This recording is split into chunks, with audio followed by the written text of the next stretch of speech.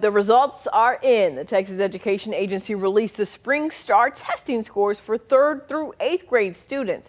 Now, the tests are typically used to identify children who need learning interventions in the upcoming school year. This year's results are mixed, showing improvements in reading, but not so much in math. KVUE's Daniel Perot has been digging into that data, and he joins us now in the studio to break it all down. Daniel? Queen and Ashley, Texas students saw big gains in reading, but they are still struggling to bounce back from pandemic-related learning losses in math. The STAAR exam tests all Texas public school students starting in the 3rd grade through the 8th grade in math and reading, giving families a snapshot of how their kids are learning. Newly released STAAR test results show reading scores improved across nearly every grade level.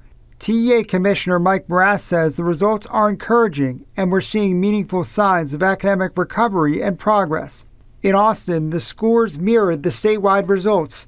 Reading scores improved across almost all grade levels except for 7th grade, which held steady. Math scores improved slightly among 3rd, 4th, and 6th grades, but dipped slightly for 5th and 7th graders. The percentage of Austin ISD 7th graders who met grade level in math was 21%. That's 10 points lower than the statewide average.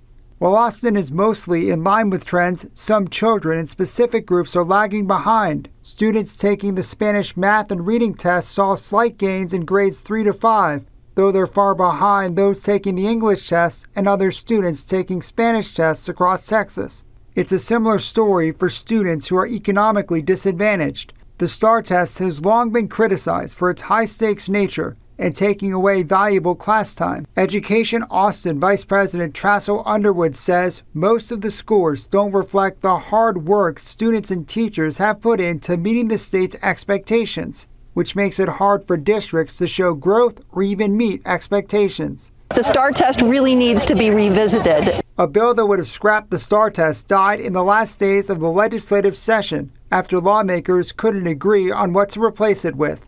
We always are having to look at recalibrating those kind of statistical analyses. The state of Texas doesn't participate in national comparative studies, and that is of deep concern. Today, Northwest ISD in North Texas sent a letter to Governor Greg Abbott asking him to call for a special session to abolish the STAAR test. As part of the sweeping school finance package, lawmakers passed new assessment tools for the state's youngest students. The goal there is to allow struggling students to get more help before they first take the STAAR test in 3rd grade.